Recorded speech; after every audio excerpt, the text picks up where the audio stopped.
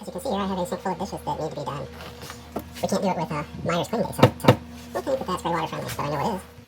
Doc Bronner's 18 in 1 hemp citrus pure Castile soap. Everybody knows it's gray water soap.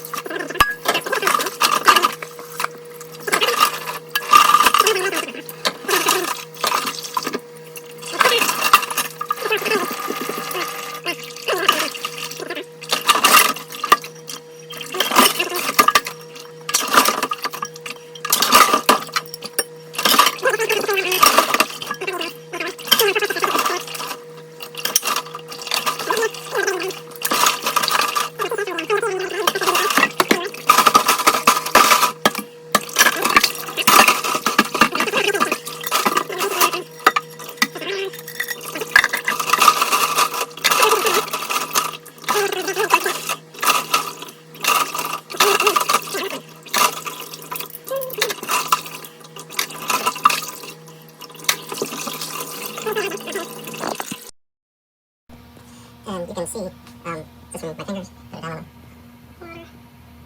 It's about halfway up my middle finger, maybe an inch and a half of water there. That's definitely less than 3 gallons. That's probably a gallon and a half of water.